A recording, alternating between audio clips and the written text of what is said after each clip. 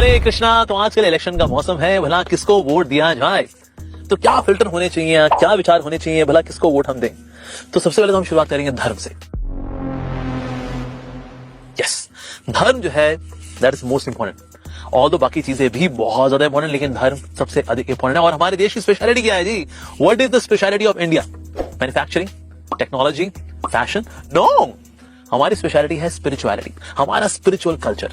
हमारा spiritual culture भला किसके राज में सबसे अधिक फला फूला है? राम मंदिर बना है तो किसने बनाया है? Who is that chosen king bye God himself, जिसने कितना सुंदर भव्य मंदिर बनाया है अयोध्या के अंदर? विचार करना चाहिए। समझ रहे हो? समझ रहे हो? समझ रहे हो ना? तो बोल सकता है अरे जी धर्म से काम नहीं चलता जी, पेट का धर्म से बढ़ जाएगा।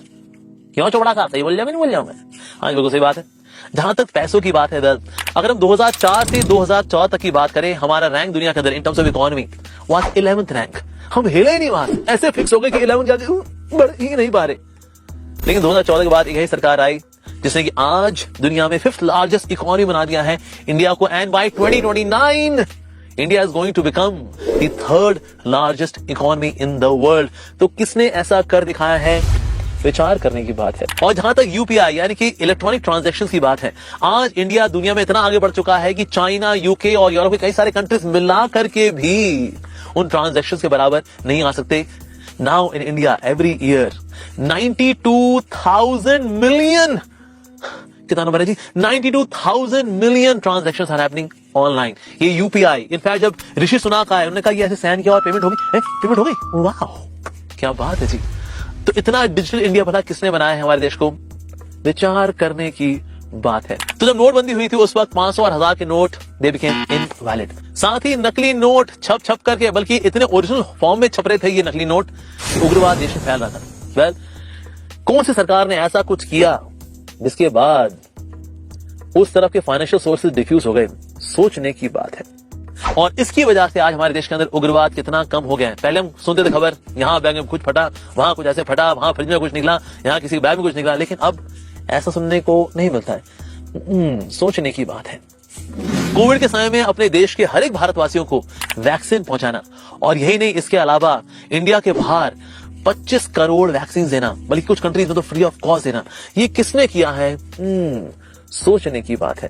साथ ही आर्टिकल 370 जो कि हमारे देश को कश्मीर से अलग कर रहा था, किसने 370 आर्टिकल को हटाया है?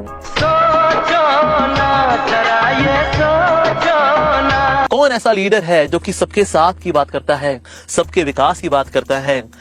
कौन सा ऐसा लीडर है? कौन है वो? सोचने की बात है।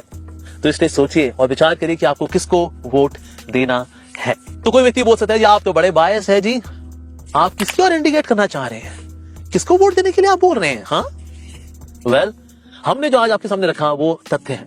तथ्यों पे विचार करना चाहिए। उसके बाद फिर आपको जो कीमती वोट है उसको देना चाहिए। तो इसे ये ना सोचे अरे भाई ठीक है बाकी लोग वोट दे ही रहे ना, हम नहीं भी देंगे क्या फर्क पड़ता है? नहीं, हर एक भारतवासी को जो धर्म परायण है, विकास परायण है, उसको जाना चाहिए और अपना लोटस वोट देना चाहिए एक लोटस लीडर को। समझ गया।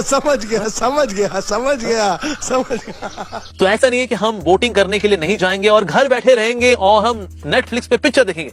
नहीं, हम सबको वोटिंग करनी है। 100% लोगों को जाकर के वोटिंग करनी है ताकि हम एक लोटस लीडर को ला सकें जो कि इस विकास की दर को आगे लेके जा सके, धर्म के विकास की दर को आगे लेके जा सके। So please do go for voting.